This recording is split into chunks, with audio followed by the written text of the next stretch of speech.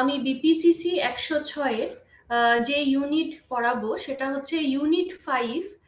Unit 5 এর মধ্যে যে প্রথমত যে আর্লি সাইকোলজি, অর্থাৎ যে মনস্তাত্ত্বিক যে স্কুলগুলো আমরা পড়লাম, যেমন অ্যাসোসিয়েশনিজম, তারপর আছে স্ট্রাকচারালিজম। আজকে আমি বলবো মূলত ফাংশনালিজম। আর এই যে সাইকোডাইনামিক যে অ্যাপ্রোচ, তার দুটো ভাগ আছে। প্রথমত হচ্ছে যে সাইকো অ্যানালিসিস, আর দ্বিতীয়ত হচ্ছে যে নিও ফ্রয়েডিয়ান যে মনস্তাত্ত্বিক যে তত্ত্বগুলো, সেগুলো আমরা এই সাইকো ডাইনামিক অ্যাপ্রোচের দুটো ভাগের মধ্যে পাবো। তো আমি আগের দিন বলেছিলাম অ্যাসোসিয়েশনিজম আর স্ট্রাকচারালিজম, এই দুটো দিকের পরে আসছে দ্য ফাংশনালিজম, যেটাও কিন্তু অত্যন্ত গুরুত্বপূর্ণ। আমরা দেখব যে অনেক মনস্তাত্ত্বিক দিকটা, ফাংশনালিজম কথাটার অর্থ হচ্ছে কার্যকারিতা। এই কার্যকারিতাটার মানে হচ্ছে কিভাবে, অর্থাৎ কি কি তার কাজ হিসেবে কি কি মনস্তাত্ত্বিক যে গুণগুলো, সেগুলোই কিন্তু ফাংশনালিজমের মূল বক্তব্য। তাহলে এই ফাংশনালিজমের দিক থেকে যদি আমরা অ্যান্টিসিডেন্ট অফ ফাংশনালিজম দেখি, অর্থাৎ এর ঠিক পূর্বে, ফাংশনালিজমের ঠিক পূর্বে, অর্থাৎ এই কার্যকারিতা যে স্কুল, তার ঠিক পূর্বে কোন কোন মনস্তাত্ত্বিক বা দার্শনিক তারা এই তাদের মনোবাদ এবং তারা কি কি তাদের দৃষ্টিভঙ্গি দিয়ে কিভাবে ফাংশনালিজমের সঙ্গে সেটা যুক্ত হয়েছে, সেটা আমরা দেখতে পাবো। এখানে তার মধ্যে আমি কিছু নাম উল্লেখ করব, অর্থাৎ যে ব্যক্তিরা এই অ্যান্টিসিডেন্টস অফ ফাংশনালিজম বলে তারা বিখ্যাত, তার মধ্যে আছেন চার্লস ডারউইন, আছেন ফ্রান্সিস গ্যালটন, আছেন জর্জ রোমান্স আর সি লয়েড মর্গান, আছেন হারবার্ট স্পেন্সার এবং উইলিয়াম জেমস। তাহলে এই প্রত্যেকের কথা বলতে গেলেই প্রথমে বলতে হবে যে স্ট্রাকচারালিজমে আমরা দেখেছি যেমন গঠন, অর্থাৎ গঠনাকৃতিটাকে মূলত প্রধানভাবে ধরা হয়েছিল, যে এটাই মনোবিজ্ঞানের প্রথম স্তর বলে বোঝানো হয়েছিল। কিন্তু এই ফাংশনালিজমে ঠিক তার পরবর্তীকালে যে উন্নতি মনস্তাত্ত্বিক দিক থেকে যে বিভিন্ন থিওরির মাধ্যমে যে কিভাবে বোঝানো হয়েছে, সেটা ফাংশনালিজমে কিন্তু প্রথম দেখানো হয়েছে, যে ঠিক স্ট্রাকচারালিজম এবং অ্যাসোসিয়েশনিজমের পরে, যেখানে আমরা দেখব যে ফাংশনালিজম কথাটার অর্থ যেমন কার্যকারিতা, অর্থাৎ কি কাজে সেটা লাগছে, সেটাই কিন্তু প্রধান হিসেবে এখানে বলা হয়েছে। তো এই প্রসঙ্গে বলা উচিত, বা এই প্রসঙ্গে অবশ্যই বলতে হবে যে এখানে আমেরিকান যে স্কুল, এটাকে আমেরিকান স্কুল অফ সাইকোলজি বা তাদের যে চিন্তা শক্তি, সেটাই প্রধানভাবে এখানে বলা হয়েছে, এবং এটাই হচ্ছে ফাংশনালিজম। যেখানে আমরা উইলিয়াম জেমস এর কথা পাবো। তিনি হচ্ছেন একজন বিখ্যাত আমেরিকান সাইকোলজিস্ট, এবং তার কথা এবং তার যে মূলত তত্ত্বগুলো, মনস্তাত্ত্বিক যে মতবাদগুলো, সেগুলো তিনি এই ফাংশনালিজমের মধ্যে প্রকাশ করেছেন। এর আগে আমরা দেখেছি উন্ড, টিচনার, তারা কিভাবে তাদের দৃষ্টিভঙ্গি দিয়ে মনস্তাত্ত্বিক যে আইডিয়াগুলো আমাদের কাছে স্পষ্ট করে তুলেছেন। এবং ঠিক তারপরে এই ফাংশনালিজমের এই নতুন যে স্কুল, তার উৎপত্তি, যেখানে এক্সপেরিমেন্টাল সাইকোলজি বা স্ট্রাকচারাল সাইকোলজি থেকে একটু আলাদা, সেখানে পুরো ফোকাস হয়েছে এই স্টাডিটার হচ্ছে ফাংশনের উপর। এবং এই ফাংশনালিস্ট যে মনস্তাত্ত্বিক যে মনের যে ফাংশন, সেটাই কিন্তু এখানে মূলত প্রধান হিসেবে এই ফাংশনাল স্কুলে আমরা দেখতে পাবো। এরপর এই ফাংশনালিজমে দেখা যাবে যে প্রত্যেক ব্যক্তির যে নিজস্ব যে ব্যবহারিক যে পরিবর্তন এবং কনসাসনেসের দ্বারা যে ফাংশন, তার পারিপার্শ্বিক যে এনভায়রনমেন্টে সে রয়েছে, তার প্রধান হচ্ছে তার ব্যবহারিক দিকটা, এবং সে কিভাবে ব্যবহার করছে, তার ফাংশনাল, তার মেন্টাল প্রসেস গুলোই কিন্তু এখানে মূলত ধরা হয়েছে। তারপর এই ফাংশনালিজমে আমি বললাম যে কিছু অ্যান্টিসিডেন্ট যে ফাংশনালিস্ট তাদের আমি কথা বলতে গিয়ে বললাম যে প্রথম বলতে হয় যে চার্লস ডারউইন। তিনি 1839 থেকে 1882 এই সময়কালীন তিনি তার বক্তব্য প্রকাশ করেছেন, যেখানে তিনি বলেছেন যে এভলিউশনের কথা তিনি খুব গুরুত্ব দিয়েছেন, এবং তিনি বলেছেন যে প্রধান ফোকাসটা যেমন স্ট্রাকচার থেকে ফাংশনে পরিবর্তন হয়ে আসছে সেটা তিনি তুলে ধরেছেন, এবং তিনি নানান রকম ভেরিয়েবিলিটিকে তুলে ধরেছেন, এবং যেটা কিনা অবশ্যম্ভাবী হিসেবে আমাদেরকে বুঝিয়েছেন। তিনি এমন একজন ব্যক্তি যে তিনি বলেছেন যে আমাদের বাঁচতে গেলে, আমাদের দৈনন্দিন জীবনে সার্ভাইভ করতে গেলে সাকসেসফুলি আমাদের কি কি অবশ্যই ব্যবহার প্রয়োজন, এবং সেগুলো তিনি খুব সুস্পষ্টভাবে বুঝিয়েছেন। এবং ঠিক ডারউইনের পরেই আসবেন ফ্রান্সিস গ্যালটন। ফ্রান্সিস গ্যালটনও কিন্তু হচ্ছেন চার্লস ডারউইনের কাজিন, অর্থাৎ তিনি তার কাজিনের যে এই যে স্টাডি, এই যে ফাংশনালিজমের যে আইডিয়া, তিনি কিন্তু অবশ্যই হিউম্যান বিংস বা মানুষের ওপরে সেটা কাজে লাগিয়েছেন। এবং তার একটি বিখ্যাত বই 1869 পাবলিশ হয়েছিল, তাতে সেটার নাম হচ্ছে হেরিডিটারি জিনিয়াস। সেখানে তিনি বলেছেন কিভাবে বিভিন্ন স্টাডির মাধ্যমে তিনি ইন্টেলিজেন্স বা বুদ্ধিসত্তাকে তুলে ধরেছেন, এবং বলেছেন যে নানান রকম মেন্টাল পরীক্ষা নিরীক্ষার দ্বারা আমরা সেই অ্যাসপেক্ট গুলো সাইকোলজিক্যাল ফিল্ডে যেগুলো কাজ হয়েছে সেগুলো আমরা সম্পূর্ণ দেখতে পাই। এখানে দ্বিতীয় ফ্রান্সিস গ্যালটন হচ্ছেন দ্বিতীয় ব্যক্তি। তৃতীয় ব্যক্তি উল্লেখ করা অবশ্যই প্রয়োজন, তিনি হচ্ছেন John Romanes and C Lloyd Morgan. তারা দুজনেই কিন্তু নির্দিষ্ট খুব প্রধান এই বিষয়ে তারা বলেছেন, কেননা তাদের মূল বক্তব্য ছিল অ্যানিমাল বিহেভিয়ার, অর্থাৎ জন্তুর যে ব্যবহারিক দিকটা তারা তুলে ধরেছেন, তাদের অ্যাটিটিউড বা তাদের ধারণা, এবং মানুষ এবং জন্তুর যে এই বিভিন্ন যে রিলেশনশিপ বা সম্পর্ক, এইটাকেও তারা এই দুজন কিন্তু তুলে ধরেছেন।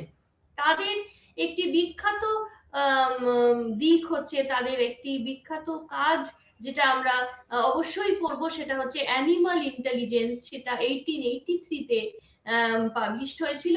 এবং সেখানে রোমান্স তিনি সার্ভে করেছিলেন যে অনেক মেন্টাল এবিলিটি, এই জন্তুর ওপরেও অনেক রকম মেন্টাল এবিলিটির পরীক্ষা করেছিলেন।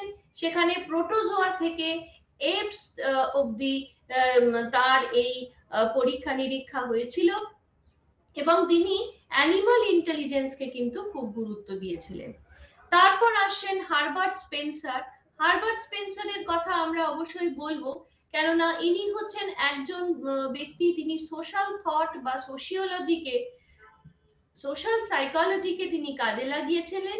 তিনি বলেছেন যে কিভাবে এটা এভলিউশনারি সাইকোলজি হিসেবে আমাদের পরবর্তীকালে কাজে লেগেছে, এবং তিনি প্রথম ব্যক্তি যে তিনি ইন্ডিভিজুয়াল বা প্রত্যেক মানুষের যে নিজস্ব জীবনের যে বেঁচে থাকার মানে, অর্থাৎ তার শিক্ষা কিন্তু অবশ্যই হচ্ছে তার স্পিসিস ভায়া সিলেকশনের ওপরে, অর্থাৎ সে তার শিক্ষার মাধ্যমে তার বেঁচে থাকার মূল মন্ত্রকে আবিষ্কার করছে। এটাই ছিল হারবার্ট স্পেন্সারের মূল তত্ত্ব। তারপর আসছেন উইলিয়াম জেমস। উইলিয়াম জেমসের কথা আমরা আগেও শুনেছি। উইলিয়াম জেমস একজন বিখ্যাত সাইকোলজিস্ট। তিনি অবশ্য জন ডেভিড নানান রকম তথ্যকে তিনি কাজে লাগিয়েছেন, এবং তিনি একজন ব্রিলিয়ান্ট সাইকোলজিস্ট হিসেবে পৃথিবীতে বিখ্যাত। তিনি বলেছেন যে ফর্মাল সিস্টেম, যেটা এই যে মনস্তাত্ত্বিক যে ট্রেনিং বা ডিসিপ্লিন বা কোনো রকম শিক্ষা কিভাবে সম্ভব, সেটা তিনি বলেছেন সেটা কিন্তু এই স্কুল অফ ফাংশনালিজম দিয়েই সেটা কিন্তু বোঝানো সম্ভব। কারণ প্রত্যেক মানুষ তার ফাংশন বা কার্যকারিতার মাধ্যমেই কিন্তু সে তার সম্পূর্ণ ব্যবহারিক দিকটা প্রকাশ করছে। তাহলে এটাই ছিল উইলিয়াম জেমসের মূল তথ্য, এবং তিনিই ছিলেন কিন্তু এই ফাংশনালিজমের ফাউন্ডার, বা তিনিই কিন্তু প্রথম ব্যক্তি যিনি এই ফাংশনালিজমকে তুলে ধরেছেন এবং এই মুভমেন্টকে তিনি কাজে লাগিয়েছেন বিভিন্ন কাজে। তার বিখ্যাত দ্য প্রিন্সিপালস অফ সাইকোলজি হচ্ছে 1890 একটি বিখ্যাত বই, এবং সেখানে তিনি মূলত বলেছেন যে কিভাবে মনস্তাত্ত্বিক যে দ্য গোল অফ সাইকোলজি বা সাইকোলজি বা মনোবিজ্ঞানের মূল উদ্দেশ্যটা কি, সেটা হচ্ছে যে পিপল বা প্রত্যেক ব্যক্তি তার এনভায়রনমেন্ট বা তার পারিপার্শ্বিক জগৎকে অ্যাডাপ্ট করে নেওয়া বা নিয়ে নেওয়া, এবং সেটাকে তার এক্সামিনিং করা, অর্থাৎ কিসের দ্বারা, তার কনসাসনেসের দ্বারা। এটা ছিল উইলিয়াম জেমসের প্রধান বক্তব্য, এবং তিনি কিন্তু এই ফাংশনালিজমের প্রধান কর্ণধার হিসেবে চিহ্নিত। তারপর এই অ্যান্টিসিডেন্ট যে ফাংশনালিস্টের কথা বললাম, এরপর আসছে the founding of the functionalism. এই ফাউন্ডিং অফ দ্য ফাংশনালিজম বলতে গেলে আমাদের প্রথমত বলতে হয় যে যে মূল তথ্য বা কিসের জন্য এই মনস্তাত্ত্বিক বা মনোবিজ্ঞানের সৃষ্টি, যেটা আমরা উন বা টিচনারের পরে যেখানে তাদের যে ক্রিটিসিজম বা লিমিটেশন গুলো আমরা দেখতে পেয়েছি, তারপরেই কিন্তু এই ফাংশনালিজমের জন্ম। এবং সেই জায়গাগুলো যেগুলো তারা বলেননি, এই ফাংশনালিজম কিন্তু চেষ্টা করেছে বারে বারে সেই ক্যারেক্টারিস্টিক্স বা সেই জিনিসগুলোকেই এখানে তুলে ধরা, অর্থাৎ প্রত্যেক ব্যক্তির তার নিজস্ব ফাংশন বা কার্যকারিতার দ্বারাই সে তার মনস্তাত্ত্বিক যে ব্যবহারিক দিকটা প্রকাশ করে, এটাই হচ্ছে মূলত।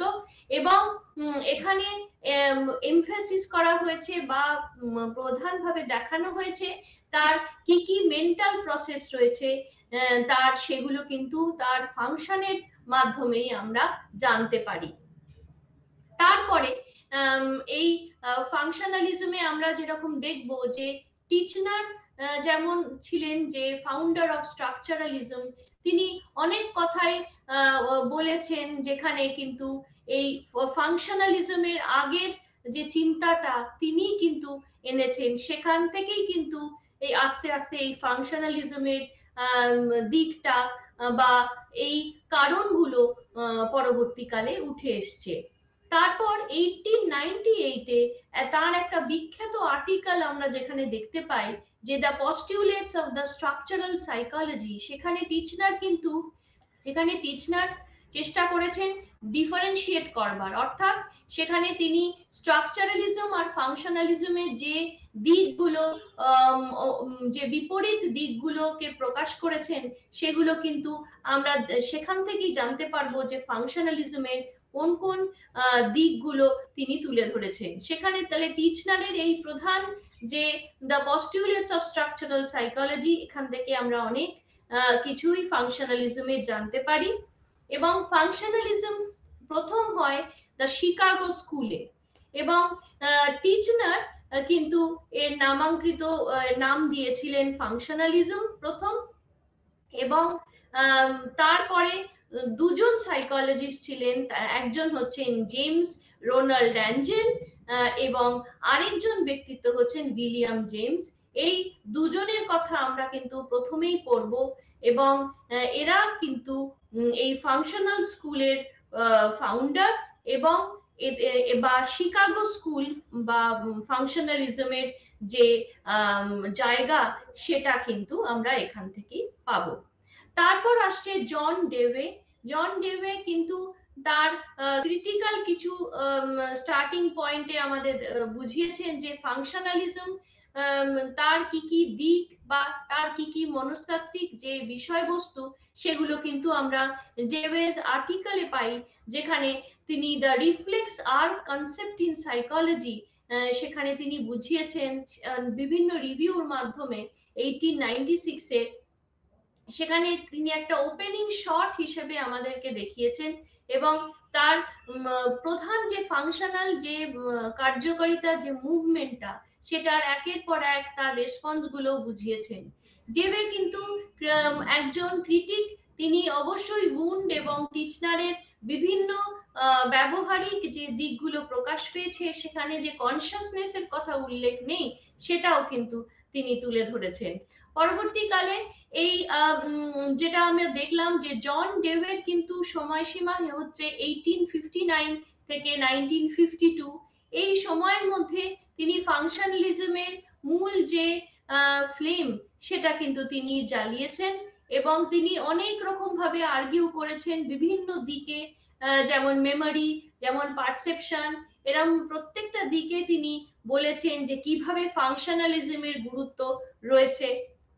এবং এই ফাংশনালিজমের প্রত্যেকটা এভলিউশনারি যে পার্সপেক্টিভ এই জন ডেভিড আইডিয়ার মধ্যে দিয়ে আমরা পাই, সেখানে তার স্টাডির মধ্যে তার এভলিউশনারি অ্যাপ্রোচ যে যেটা রয়েছে, সেখানে তিনি কি উল্লেখ করেছেন না, অর্গানিজম, প্রত্যেকটা জীব ব্যক্তি, তারা তাদের মধ্যে যে বেঁচে থাকার যে স্ট্রাগল ফর সার্ভাইভাল, বেঁচে থাকার জন্য যে স্ট্রাগল তারা করছে, তার কিন্তু প্রধান মূলত কারণ হচ্ছে কনসাসনেস এবং তার ব্যবহারিক দিকটা।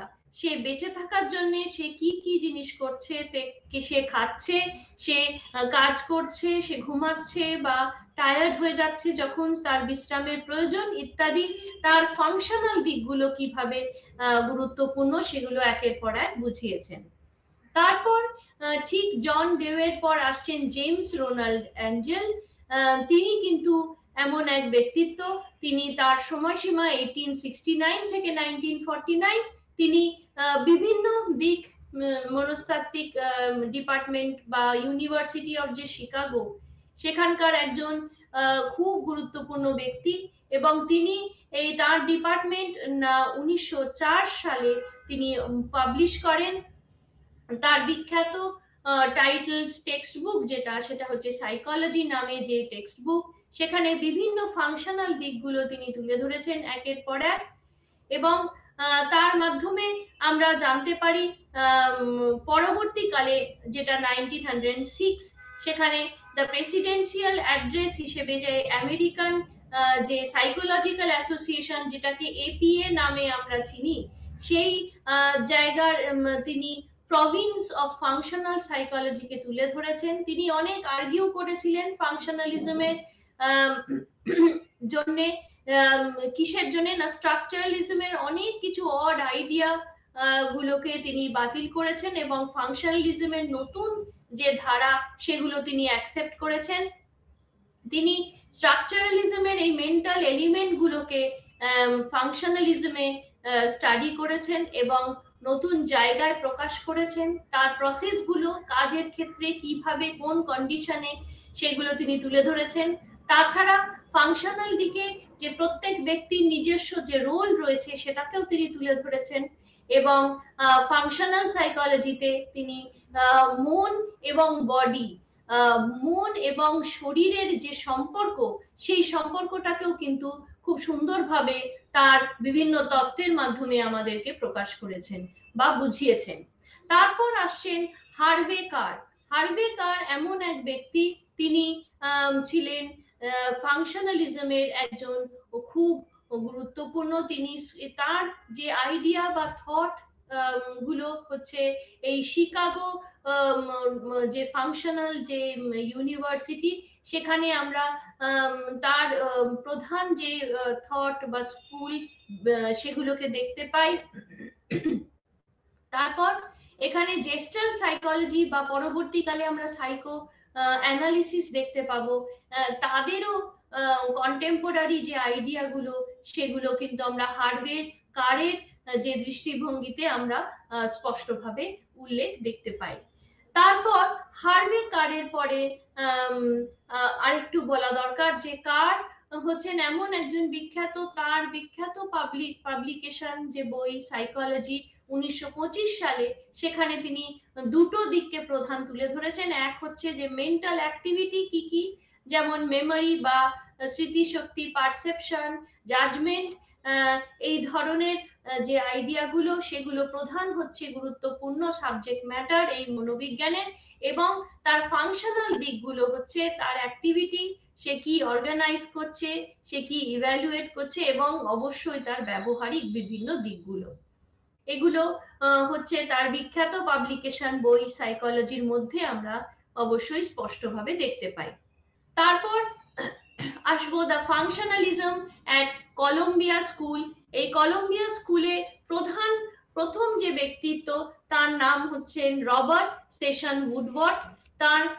তিনি এই school of functionalism university of শিকাগোতে তিনি প্রধান ব্যক্তি, যে তিনি প্রথম এই ফাংশনাল যে আইডিয়া সেটাকে তিনি তুলে ধরেছেন। এবং তিনি যে নোশন অফ ডাইনামিক সাইকোলজি, যেটা যে ফাংশনালিজমটা অবশ্যই যে আধুনিক পন্থা, সেটাকে তিনি প্রকাশ করেছেন বা স্পষ্টভাবে বলেছেন। আর রবার্ট উডওয়ার্ড কলম্বিয়া ইউনিভার্সিটির প্রধান এক ব্যক্তি, তিনিও ফাংশনালিস্ট অ্যাপ্রোচের একজন ব্যক্তিত্ব। এবং উডওয়ার্ড তারাও কিন্তু তাদের এই বিখ্যাত কন্টেম্পোরারি, তারা কিন্তু এই ফাংশনালিজম স্কুলে তাদের চিন্তা শক্তিও কিন্তু এনাদের সঙ্গে মেলে। তারপর আমরা রবার্ট সেশন উডওয়ার্থের পরে আমরা আসবো যে বিভিন্ন উডওয়ার্থের আইডিয়াস গুলো, সেগুলো কোন কোন সাইকোলজির বা মনোবিজ্ঞানের কোন কোন জায়গায়, যেমন উডওয়ার্থের ইন্ট্রোস্পেকশন এর কথা তিনি অ্যাকসেপ্ট করেছিলেন, এবং তিনি তার ডেটা কালেকশনের মাধ্যমে সেই মেথডকে আমাদের কাছে তুলে ধরেছেন। এবং তিনি অবজারভেশন বা এক্সপেরিমেন্টাল মেথডকেও, পরীক্ষামূলক যে পদ্ধতি, সেটাকেও তিনি গুরুত্ব দিয়েছেন। তারপরে জন ডেভে বা উইলিয়াম জেমস উডওয়ার্থ, তারা যে ফাংশনালিজমের যে তথ্য, যেটা আমাদের প্রকাশ করেছেন পরবর্তীকালে বিভিন্ন রিসার্চ ওয়ার্ক বা পাবলিকেশনের মাধ্যমে, সেগুলোকেও তিনি গুরুত্ব দিয়েছেন। কিন্তু এই ফাংশনালিজমের অনেক ক্রিটিক্সও রয়েছে, এবং বিভিন্ন ক্রিটিক্সের মধ্যে প্রধান ভাবে যে ক্রিটিক্স বা যে ভুল ভ্রান্তি হিসেবে ধরা হয়েছে, সেখানে বলতে গেলে যা বেসিক ক্রিটিসিজম অফ ফাংশনালিজম হচ্ছে এই যে ফাংশনালিজম কথাটার মধ্যে, অর্থাৎ যে স্টুডেন্ট টিচনারের যে স্টুডেন্ট ছিলেন রুকমিক, আর তারা বলেছেন যে ফাংশন কথাটার মধ্যেই কিন্তু অনেক রকম প্রবলেম রয়েছে। এখানে 15টা ইন্ট্রোডাক্টরি সাইকোলজি টেক্সট বুক এখানে বেরিয়েছে, এবং এই তিনি নানান রকম ভাবে ফাংশন কথাটাকে তুলে ধরেছেন বা বোঝাবার চেষ্টা করেছেন, কিন্তু বলেছেন যে এই ফাংশনটা হচ্ছে একটা সার্ভিসের মতো এখানে বোঝানো হয়েছে, সেখানে প্রসেস হিসেবে কিন্তু হোল অর্গানিজমের বলা নেই। অর্থাৎ যে এটাই হচ্ছে প্রথম ক্রিটিসিজম হিসেবে ধরা হয়, যেখানে ফাংশনের সঙ্গে অ্যাক্টিভিটি যে রিলেশনশিপ, অর্থাৎ যে ব্যক্তি তার কাজ করছে, সেই কাজের সঙ্গে তার ব্যবহারিক যে সম্পর্ক, সেইটা কিন্তু সুস্পষ্টভাবে প্রমাণিত নেই। এটাই কিন্তু হচ্ছে প্রধান ক্রিটিক, যিনি এটা তুলে ধরেছেন। তারপরে কার্ল 1930-তে বলেছেন যে, তিনি উত্তরও দিয়েছেন এই ক্রিটিক্সের, যে এই যে ডেফিনেশনের কথা তিনি বলেছেন, যেখানে আর্গুমেন্ট করা হয়েছে, সেখানে কিন্তু যে বলা হয়েছে যে এই স্টাডি কিন্তু ভুল, বা এখানে সম্পূর্ণভাবে বলা হয়েছে যে ফাংশন মানে তার ব্যবহারিক দিক থেকে সে কিভাবে কার্যকারিতা করা হচ্ছে, কিন্তু এখানে সেটাকে গুরুত্ব দেওয়া হয়নি। আবার সেকেন্ড বা দ্বিতীয় নম্বর ক্রিটিসিজমেও বলা হয়েছে যে টিচনার বা তার স্ট্রাকচারালিস্ট কিছু যে ব্যক্তিত্ব, তারা বলেছেন যে ফাংশনালিজমেরও অনেক ভুল ভ্রান্তি রয়েছে, যেখানে সাবজেক্ট ম্যাটারটাকে গুরুত্ব দেওয়া হয়নি, বা সেখানে বলা হয়েছে অনেক আর্গুমেন্টের মাধ্যমে যে এই স্টাডি কিন্তু মনটাকে খুব বড়ভাবে দেখেনি, অর্থাৎ ইন্ট্রোস্পেকশনকে কিন্তু জোর দেয়নি, এবং বরঞ্চ তার ফাংশনের দিকটাই কিন্তু, কাজের দিকটাই বেশি জোর দিয়েছে। অর্থাৎ মন থেকেই কিন্তু আমাদের সমস্ত উৎপত্তি বা রুট, সেটা কিন্তু এখানে ফাংশনালিজমে খুব সুন্দরভাবে প্রকাশ করা নেই। এইরকম ভাবে নানান ক্রিটিকের মাধ্যমে আমরা ফাংশনালিজমের বিভিন্ন দিকগুলোকে তুলে ধরেছে বারে বারে, সেটা আমরা দেখতে পাই। কিন্তু এর কন্ট্রিবিউশন হিসেবে বলবো সুপ্রসারিত, কেন না ফাংশনালিজম অনেক কাজে ব্যবহৃত হয়েছে, অনেক স্টাডিতে, অনেক রকম থিওরিতে, অনেক অ্যানিমাল সাবজেক্ট হিসেবেও কিন্তু আমরা ফাংশনালিজমকে দেখেছি। তাছাড়া শিশু বা ইনফ্যান্টদের ওপর অনেক রকম রিসার্চ ওয়ার্ক হয়েছে, চিলড্রেনদের উপর হয়েছে, শিশুদের, এবং অবশ্যই যে মেন্টাল ডিসেবিলিটি, যে মানসিক যে অসুবিধা বা ডিসেবিলিটির মাধ্যমে যে প্রবলেম গুলো উঠে আসে, সেগুলো কিন্তু বিভিন্ন রিসার্চ ওয়ার্কের মাধ্যমে এই ফাংশনালিজমকে দেখেছি। তারপর অনেক রকম মেথড অ্যাপ্লাই করা হয়েছে এই সাইকোলজিক্যাল রিসার্চে, যেটা কিন্তু ফাংশনালিজমকে আরো তুলে ধরেছে। স্ট্রাকচারালিজম বা অ্যাসোসিয়েশনিজমে যখন আমরা যেরকম দেখতে পাই ইন্ট্রোস্পেকশন বা নিজেকে বোঝার বা অন্তর মনের যে অবস্থাগুলো যেখানে মূল প্রকাশ পেয়েছে, কিন্তু এখানে তার ব্যবহারিক দিকটা বা তার ফাংশনের দিকটায় এখানে মূলত প্রমাণ বেশি ভাবে প্রকাশ করা হয়েছে। এখানে উন টিচনার তারা একজন 1920 একজন 1927 সালে তাদের তারা এই তাদের আইডিয়া গুলো নিয়ে যখন তারা দে পাস্ট অ্যাওয়ে, অর্থাৎ তাদের পরবর্তীকালে এই ফাংশনালিজম কিন্তু ইউনাইটেড স্টেটসে প্রথম উৎপত্তি হয়, এবং সেখান থেকেই আমরা ফাংশনালিজমের বিভিন্ন তত্ত্ব গুরুত্বপূর্ণ হিসেবে আমরা পাই।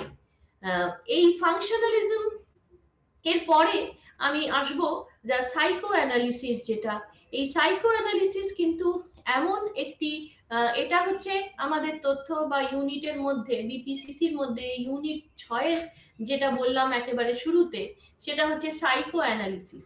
এই সাইকো অ্যানালিসিসে আমরা প্রথম কথা বা প্রথম নাম হিসেবে আমরা জানি যে সিগমন্ড ফ্রয়েড, কিন্তু এর যে ইনফ্লুয়েন্স অফ সাইকো অ্যানালিসিস, তার সেখানে কিন্তু আমরা অনেক নাম পড়ব এবং অনেক তত্ত্ব পড়ব, যেটার মাধ্যমে কিন্তু আমরা এই সাইকো অ্যানালিসিসের মূল বক্তব্যগুলো একের পর এক দেখতে পাবো। থেরাপিতে কিরম ভাবে ব্যবহার হয় সেটাও কিন্তু আমরা জানতে পারবো। এই সাইকো অ্যানালিসিস আমরা আগেও পড়েছি, এখানে 1895 থেকে মোটামুটি আমরা দেখতে পাই এই সাইকো অ্যানালিসিসের জন্ম, এবং এখানে প্রথম যে ব্যক্তিত্ব তিনি হচ্ছেন সিগমন্ড ফ্রয়েড। তার সময়সীমা হচ্ছেন 1856 থেকে 1939। তার তিনি মূল ড্রিম অ্যানালিসিস বা আনকনশাস যে জায়গাগুলো মনের, সেইখানেই কিন্তু তিনি এই সাইকো অ্যানালিসিসের মূল বক্তব্যকে প্রকাশ করেছেন।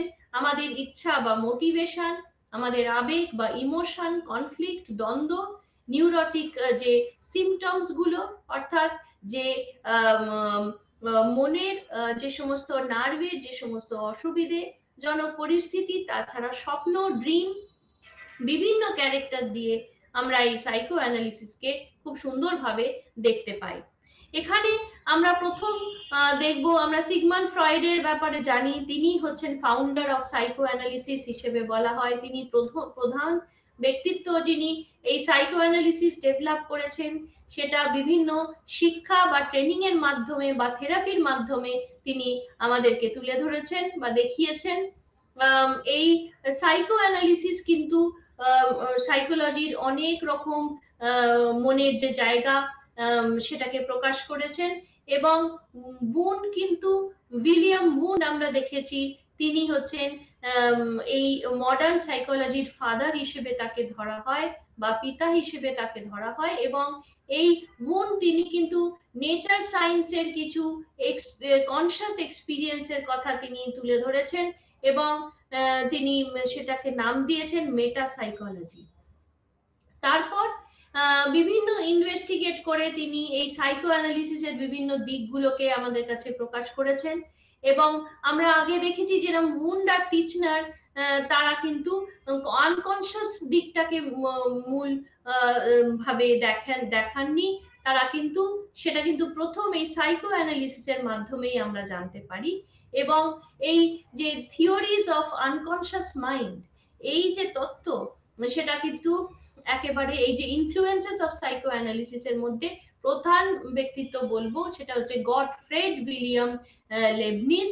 তিনি 18 সেঞ্চুরি বা 18 সেঞ্চুরি কিছুটা আগে তিনি হচ্ছেন একজন জার্মান দার্শনিক এবং ম্যাথমেটিশিয়ান লেবনিজ।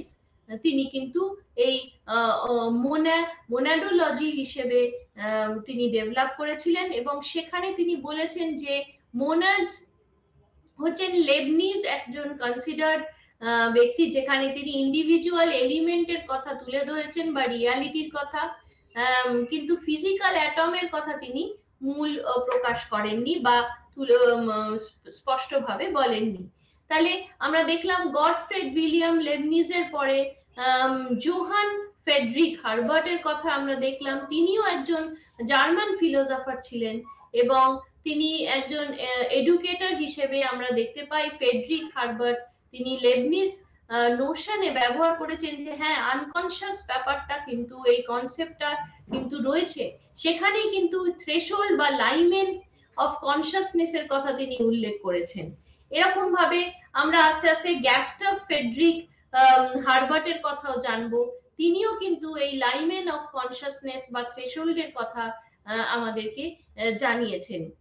তারপর ফেকনার তিনি কন্ট্রিবিউট করেছেন বিভিন্ন থিওরির মাধ্যমে এবং তিনি কিন্তু এই থ্রেশহোল্ডের কথা উল্লেখ করেছেন।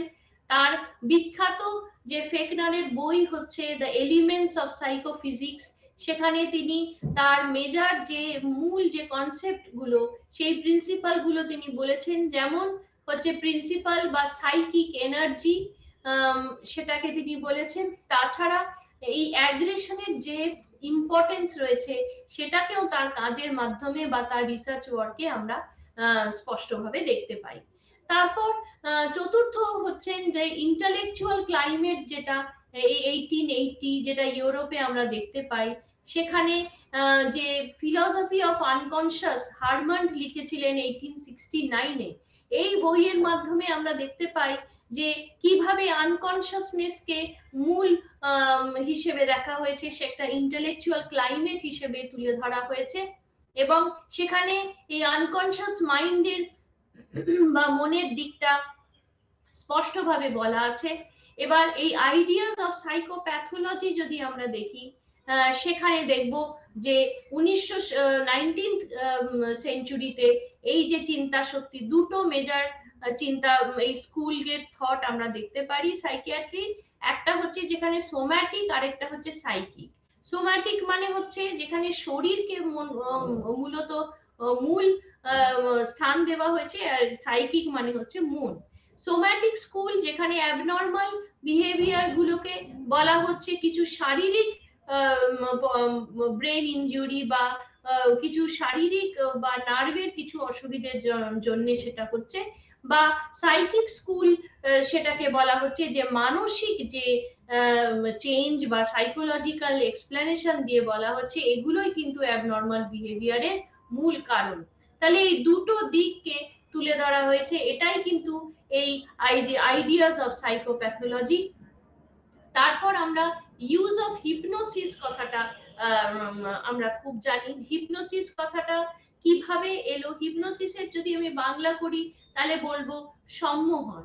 এই সম্মোহন কিন্তু অনেক গুরুত্বপূর্ণ ফিলোসফার বা মনস্তাত্ত্বিক তারা কিন্তু বিভিন্ন তাদের রিসার্চ ওয়ার্কে এই হিপনোসিসকে গুরুত্ব দিয়েছেন।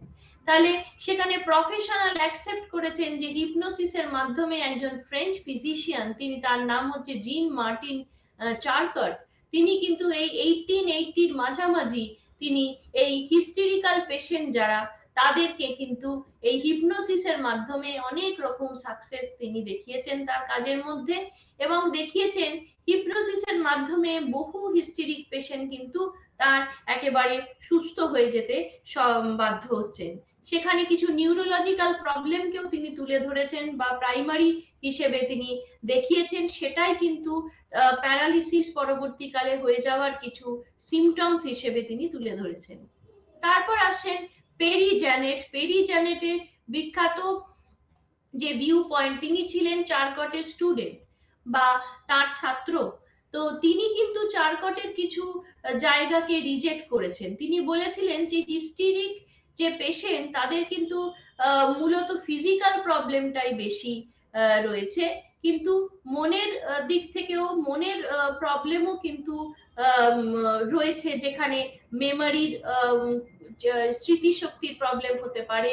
তাছাড়া তাদের আনকনসিয়াস মাইন্ডে কিছু রকম যদি ফিক্সড আইডিয়া রয়েছে, যেগুলো কিন্তু হিপনোসিসের মাধ্যমে, যে ট্রিটমেন্টের মাধ্যমে সেগুলোকে পরবর্তীকালে ট্রিটমেন্ট করা হতো।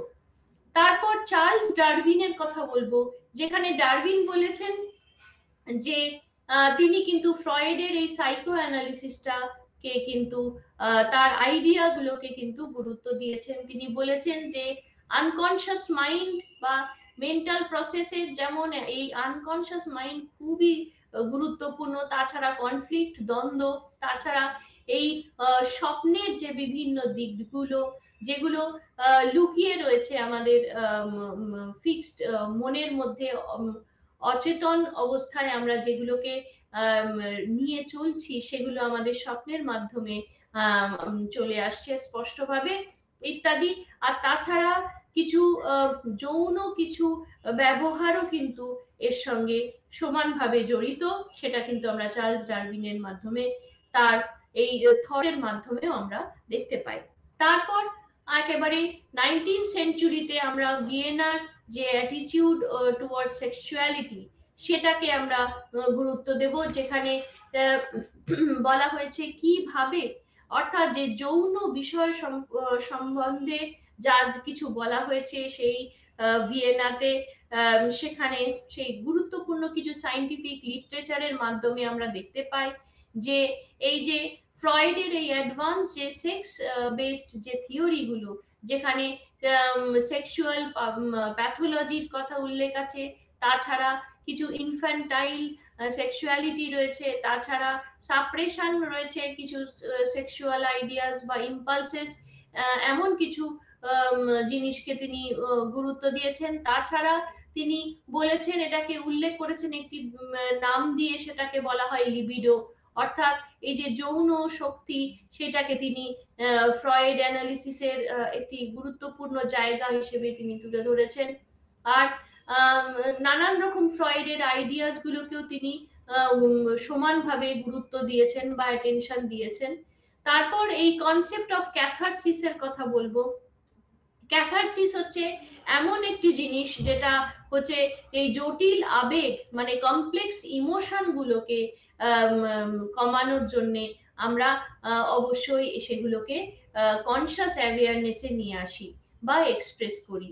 এই যে কনসেপ্ট অফ ক্যাথারসিস, সেটা কিন্তু ফ্রয়েড পাবলিশ করেছিলেন তার কাজের মধ্যে দিয়ে, এবং 1890-তে আমরা দেখতে পাবো মোটামুটি 140টা পাবলিকেশন হয়েছিল এই ক্যাথারসিসের উপরে জার্মানিতে। এবং তারপরে ক্যাথারসিসের পরে আসবে স্বপ্ন বা আইডিয়াস অ্যাবাউট ড্রিম বা স্বপ্ন কারণ স্বরূপ হিসেবে যে ফ্রয়েড যেটা বলেছিলেন বা তার আইডিয়ার মাধ্যমে আমরা জানতে পারি, বা তার লিটারেচার বা দর্শনের মাধ্যমে আমরা জানতে পারি 17th সেঞ্চুরিতে, যেখানে ফ্রয়েডের যে তত্ত্বগুলো, যে কন্টেম্পোরারি স্টাডিজ গুলো আমরা দেখতে পাই, সেখানে চারকট তিনি প্রপোজ করেছিলেন যে সাইকোলজিক্যাল ট্রমা, সেটার অ্যাসোসিয়েশনে হিস্টেরিক যে প্রবলেম গুলো হচ্ছে।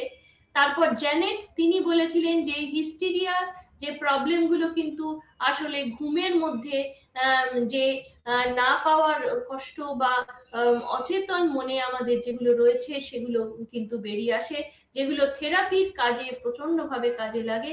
তারপর কাফট এবিং তিনিও আর্গিউ করেছিলেন যে আনকনসিয়াস সেক্সুয়াল উইশেস গুলো কিন্তু এই স্বপ্নের মাধ্যমে আমরা নানান রকম ভাবে পেয়ে থাকি।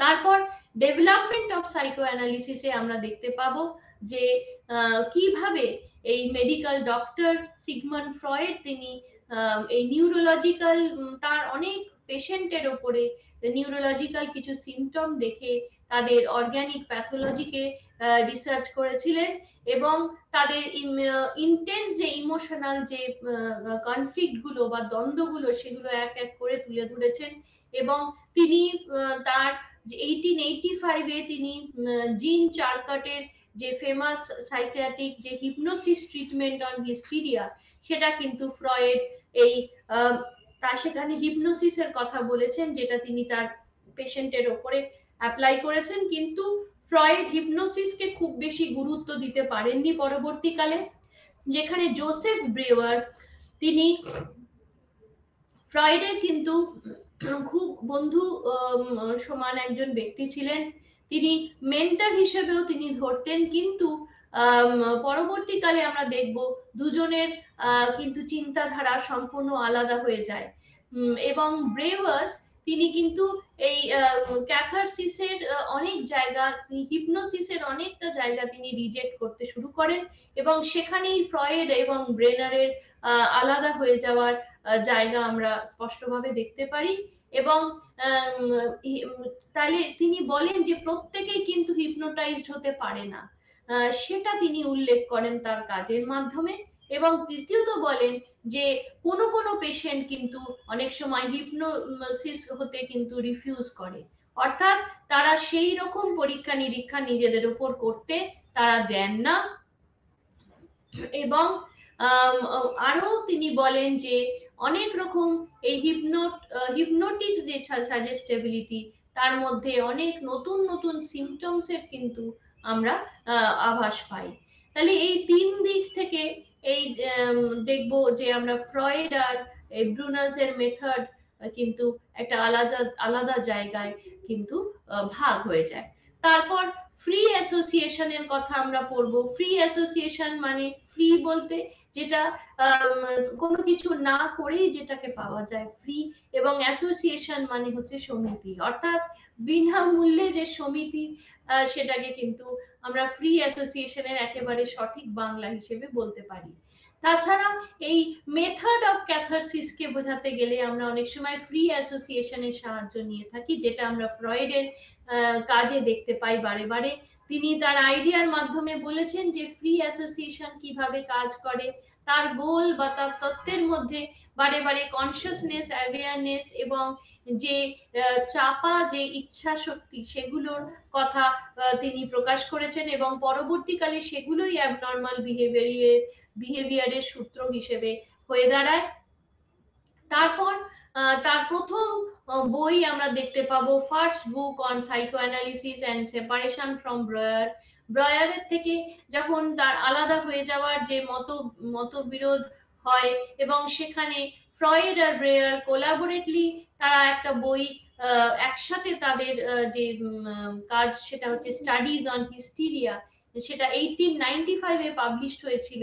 সেখানে প্রথম বইয়ের মাধ্যমে সাইকো অ্যানালিসিসের মূল তথ্যকে আমরা দেখতে পেয়েছিলাম এবং তার কাজ হচ্ছে আন্না ওর ওপরে যে কাজ বা রিসার্চ ওয়ার্ক হয়েছিল সেটা কিন্তু খুব সুন্দরভাবে তুলে ধরেছিলেন। কিন্তু ব্রুয়ার কিন্তু পরবর্তীকালে হেজিটেন্ট হয়েছিলেন, কেন না তিনি বলেছিলেন যে এই ফ্রয়েড যেরকম তার যে ধারণাগুলো সেগুলো একেবারে স্টিক করে বসেছিলেন, তিনি কোনোভাবেই মানতে চাননি যে তার যে চিন্তা শক্তি বা সাইকো অ্যানালিসিসের দিকটা কোনোভাবে ভুল। তাই তিনি বলেছেন যে এই সেক্সুয়াল ইস্যুর গুলো কিন্তু আসলে নিউরোটিক বিহেভিয়ারের মূল রুট বা সূত্র হিসেবে আমরা দেখতে পাই। তারপরে আসছে সেলফ অ্যানালিসিস বা ইন্টারপ্রিটেশন অফ ড্রিম, যেটাকে কিন্তু খুব গুরুত্বপূর্ণ একটা সাইকো অ্যানালিসিসের জায়গা। অনেক স্বপ্নের উপর অনেক রকম বই বা তথ্য আমরা দেখতে পারি ফ্রয়েডের, যেখানে তার ঘুমের বা স্বপ্নকে যে অ্যানালিসিস করার চেষ্টা করা হয়েছে এবং এই সেলফ অ্যানালিসিস বা স্ব-বিশ্লেষণ করা এবং প্রত্যেক স্বপ্নকে নিজেই তার কারণ স্বরূপ প্রত্যেকটা দিককে তুলে ধরা বা অ্যাংজাইটি নিউরোসিসের যে ডায়াগনোসিস সেটাও কিন্তু সিগমন্ড ফ্রয়েড তার এই ইন্টারপ্রিটেশন অফ ড্রিমের মাধ্যমে আমাদের প্রকাশ করেছেন।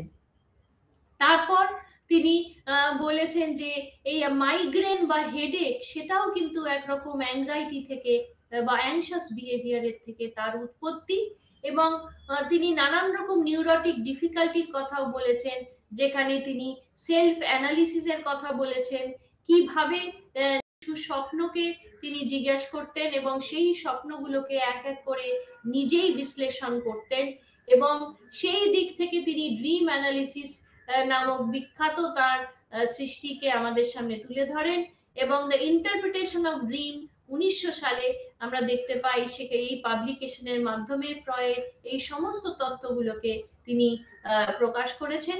আবার তিনি প্রথম ইডিপাস কমপ্লেক্স নামক যে আইডিয়াল বা চাইল্ডহুড যে এক্সপিরিয়েন্স বা শিশু সুলভ যে আচরণ সেইগুলোকে তিনি কিন্তু ইডিপাস কমপ্লেক্সে তুলে ধরেছেন, এবং দেখতে পাবো যে জুরিকে এবং সুইজারল্যান্ডে কার্ল ইউং তারা কিন্তু এর বিরোধী করেন, এবং তারা ইন্টারপ্রিটেশন অফ ড্রিম যে বই সিগমন্ড ফ্রয়েডের সেটা প্রথম তারা পড়েছেন, এবং তারা পড়েই কিন্তু ফ্রয়েডের কাছে তারা আসেন।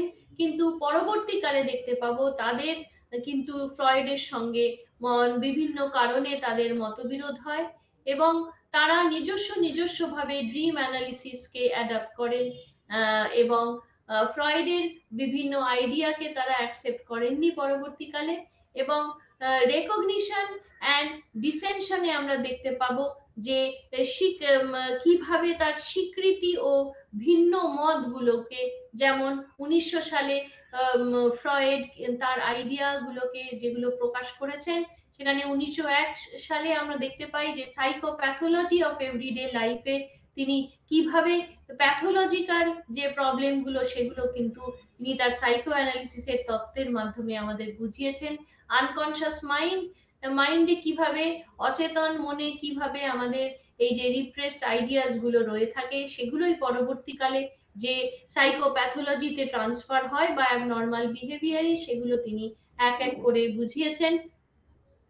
তারপর 1902 সালে ফ্রয়েড অত্যন্ত পপুলার হয়ে যান, এবং নানান রকম ভাবে ভিয়েনা সাইকো অ্যানালিটিক সোসাইটিতেও তিনি উইকলি যে সেশন নেন, সেখানে তার অ্যাডলার অ্যান্ড ইউং তারাও কিন্তু এসে যোগ করেন সেই ভিয়েনা সাইকো অ্যানালিটিক সোসাইটিতে, এবং 1909 সালে গ্র্যানভিল স্ট্যানলি হল তিনি ইনভাইট করেছিলেন ফ্রয়েডকে আমেরিকাতে, এবং 20th অ্যানিভার্সারি ছিল সেটা, এবং সেই সেলিব্রেশনে ক্লার্ক ইউনিভার্সিটিতে এই আমেরিকান একটা জার্নালের মাধ্যমে সাইকোলজি ইংলিশ ল্যাঙ্গুয়েজে প্রথম এটি পাবলিশড হয় 1887-এ, এবং পরবর্তীকালে 1892-তে সেটা ফার্স্ট প্রেসিডেন্ট হিসেবে তাকে চিহ্নিত করা হয়।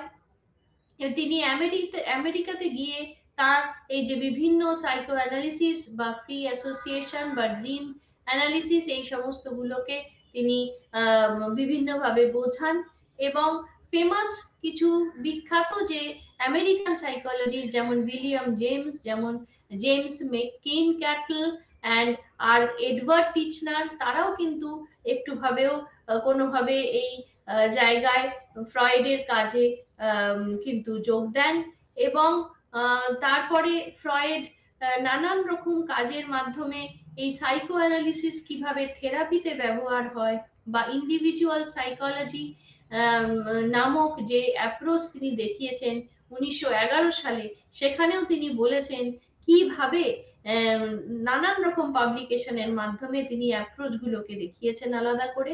পরবর্তীকালে ফ্রয়েড 1914 সালে দেখব যে ইউং কিন্তু অ্যানালিটিক্যাল সাইকোলজি বলে তার সাইকো অ্যানালিসিসের নতুন ভার্সন আমাদেরকে দেখান, যেখানে ফ্রয়েডের যে সাইকো অ্যানালিসিসের যে তথ্য সেখান থেকে একটু আলাদাভাবে তিনি এই সাইকো অ্যানালিসিসকে তুলে ধরার চেষ্টা করেন।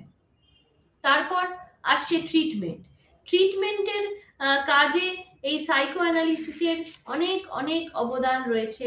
বিভিন্ন মেথড বা পদ্ধতি আমরা দেখব বারে বারে এই চিকিৎসার ক্ষেত্রে কিন্তু অ্যাপ্লাই করা হয়েছে। তার প্রধান হচ্ছে ফ্রি অ্যাসোসিয়েশন। এই ফ্রি অ্যাসোসিয়েশনের মাধ্যমে তারপর আসছে যে প্রতিরোধ করার যে জায়গা অর্থাৎ রেজিস্টেন্স। এই রেজিস্টেন্সও কিন্তু আমরা এই সাইকোঅ্যানালিসিস ট্রিটমেন্টে এরই ট্রিটমেন্টের দ্বারা আমরা এখানে পাই। তাছাড়া আসছে রিপ্রেশন।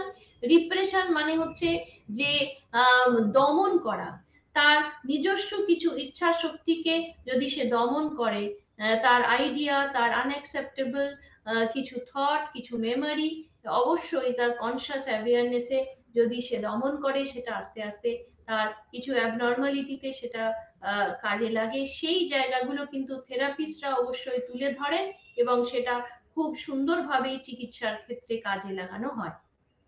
তারপর আসছে রিপ্রেশন, বললাম দমন। তারপর ট্রান্সফারেন্স। ট্রান্সফারেন্স হচ্ছে হচ্ছে স্থানান্তর। ট্রান্সফারেন্স কথাটার মানে হচ্ছে স্থানান্তর, অর্থাৎ যে যে চিন্তা শক্তি বা যে ইনেট যে পার্সোনাল যে রিলেশনশিপ, সেটার সঙ্গে পেশেন্ট বা থেরাপিস্টের একটা নিজস্ব রিলেশনশিপ যদি তৈরি হয়, সে কিন্তু সম্পূর্ণ শিশু সুলভ আচরণের মতো, পিতাকে যেমন শিশু তার সমস্ত মনের দুঃখ কষ্ট প্রকাশ করে, সেরকম থেরাপিস্টকেও যেন সেই পেশেন্ট তার সমস্ত চিন্তা বা ইচ্ছাগুলোকে এক এক করে মেলে ধরেন। তারপর আসছে ড্রিম অ্যানালিসিস। এই ড্রিম অ্যানালিসিসের মাধ্যমে ফ্রয়েড যে স্বপ্নের যে বিশ্লেষণ করেছেন, সেটা খুব সুন্দরভাবে দেখিয়েছেন যে যেখানে দুটো দিক আছে, এক হচ্ছে ম্যানিফেস্ট কন্টেন্ট আর এক হচ্ছে লেটেন্ট কন্টেন্ট। ম্যানিফেস্ট কন্টেন্ট হচ্ছে তার প্রকাশ্যে যে জায়গাগুলো বিষয়বস্তু, আর লেটেন্ট কন্টেন্ট হচ্ছে তার সুপ্ত যে লুকিয়ে থাকা যে বিষয়বস্তু।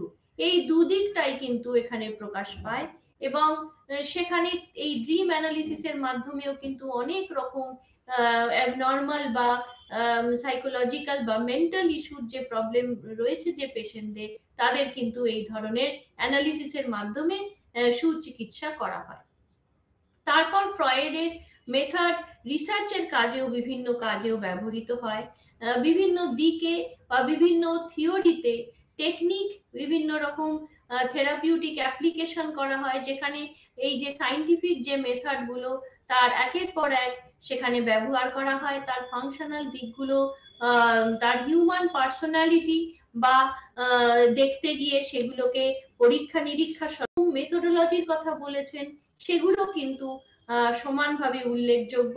তারপর এই যে নিজস্ব যে অ্যানালিসিস কেস হিস্ট্রির মাধ্যমে তার শিশু সময় থেকে একেবারে বাল্য সময় থেকে তার সমস্ত দিকগুলো বা সমস্ত মনের চিন্তাগুলো এক এক করে যে মেলে ধরেন, তার মাধ্যমে অনেক রকম মনস্তাত্ত্বিক প্রবলেম কিন্তু পরবর্তীকালে খুব সুন্দরভাবে সেটা থেরাপির মাধ্যমে সেটা পরিষ্কার ট্রিটমেন্ট করা যায়।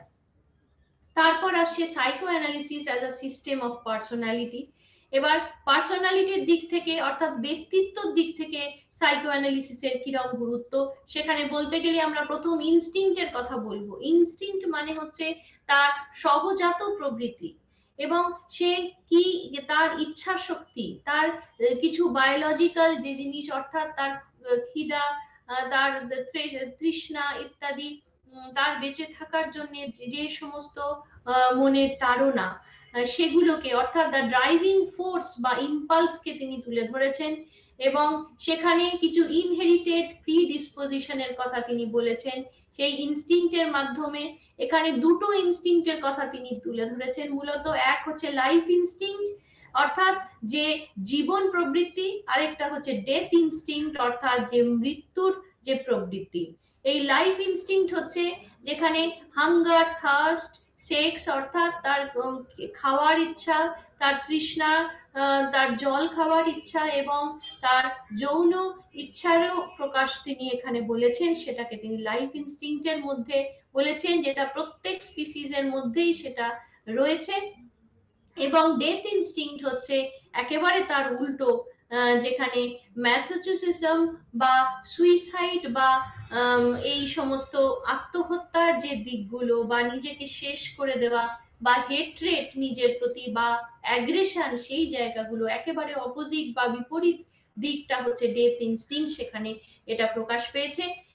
তাহলে এই সাইকো অ্যানালিসিসের মাধ্যমে আমরা দেখলাম পার্সোনালিটি দিক থেকে ইনস্টিংক্ট বা এই সহজাত প্রবৃত্তিকে কিভাবে কাজে লাগানো হয়েছে।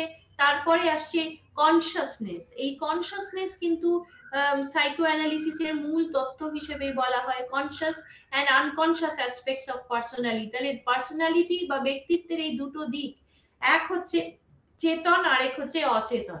এই চেতন এবং অচেতনের মাধ্যমে কিন্তু আমাদের ব্যক্তিত্ব গড়ে ওঠে। এই সচেতন অবস্থায় আমরা যা কিছু দেখি, যা কিছু চিন্তা করি, যা কিছু এক্সপিরিয়েন্স আমাদের হয়, এই সমস্ত কিছু যেন একটা আইসবার্গের জলের উপরে জায়গার অংশটুকু, আর জলের নিচে যে অংশটুকু সেগুলো কিন্তু আনকনসিয়াস মাইন্ড অফ পার্সোনালিটি হিসেবে তিনি খুব সুন্দরভাবে বর্ণনা করেছেন।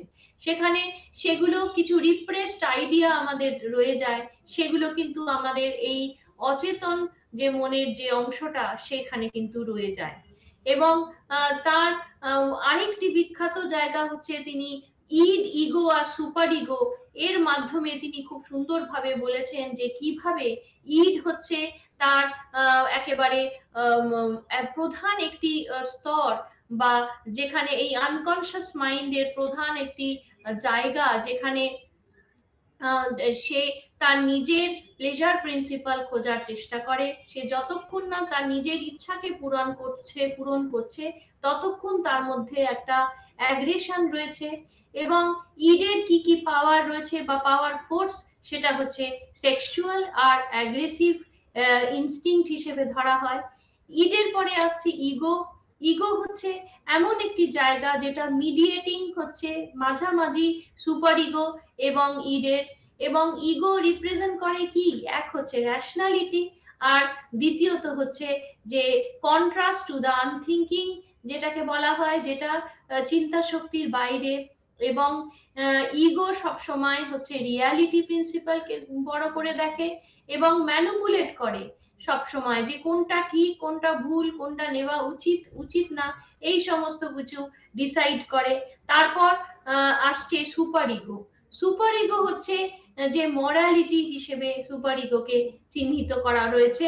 যেমন প্রত্যেকটা শিশু কিন্তু কোনো ভুল কাজ করলে যেমন তার পেরেন্টরা, তার বাবা এবং মা তাকে বা কেয়ার গিভার যে তাকে মানুষ করছে তাকে রিওয়ার্ড বা পানিশমেন্ট দেয়, সেরকম সুপার ইগোও কিন্তু পরবর্তীকালে সেই শিশু যখন বড় হচ্ছে তখন সে কিন্তু কোনো রকম ভুল কাজ করবার আগে তার মরাল যে আইডিয়া গুলো, যে ডিপ রুটেড যে আইডিয়া, সেগুলো কিন্তু তাকে না করে।